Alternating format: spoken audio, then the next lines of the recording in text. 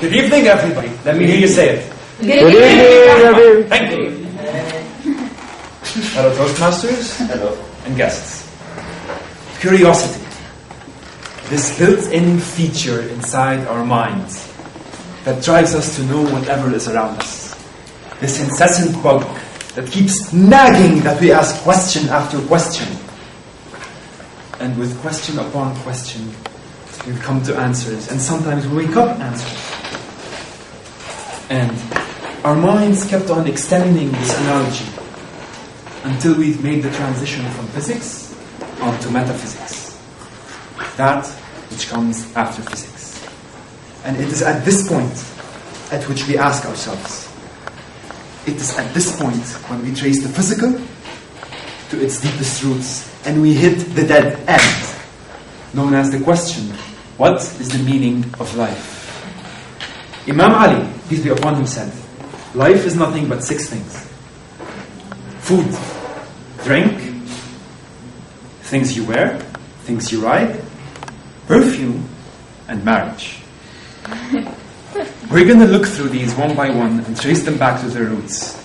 And we're going to see what meaning we're going to make from life. Food and drink. Have you ever wondered why you wasted your childhood going to school?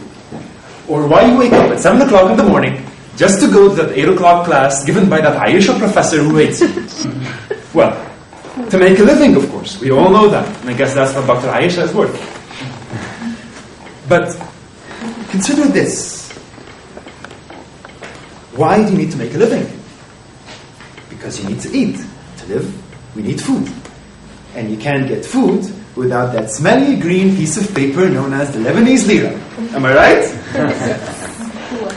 So, let's rethink our entire lives. You spend 25 years studying so you can work for hours a day so that you can spend 5 minutes a day with a spoonful of, say, honey, a sticky substance that comes out of the bee's butt. Not from the butt. From the mouth. It's known as bee poop. So if you have so much of that, be it money or honey, who do you think you are? Next, clothing. Clothing is a huge part of the so-called living we live in. We can't go out without clothes because it's cold, plus it's embarrassing. But you can't argue with clothes because people spend billions of dollars on events to show off their own clothing. They spend hours upon hours in malls trying to find the perfect dress. All of that money, all of that time spent on a piece of silk. And let me tell you where silk comes from. Silk comes from the larva of a moth, a worm.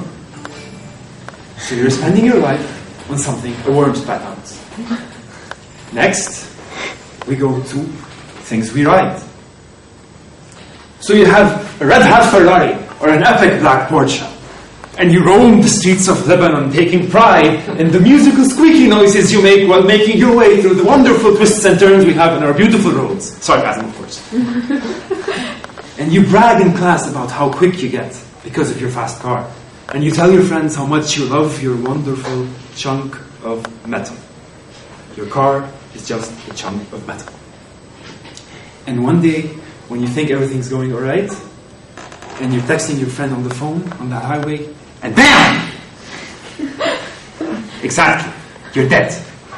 So tell me now, who do you think you are? Next, perfume. Perfume is everywhere, and it's a huge part of the living we're living. Don't tell me perfume is not a part of your life, because me and my brother can't get out of the house without showering ourselves with the stuff. But let me ask you something. Do you smell people? Of course you don't. You do smell people. Well, technically we don't smell people, but they enforce their smell upon you. We strive to look good. We strive to smell good as well.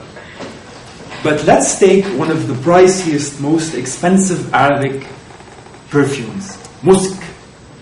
Musk is extremely expensive. 1 gram is like extremely, extremely expensive. I forgot how much it costs.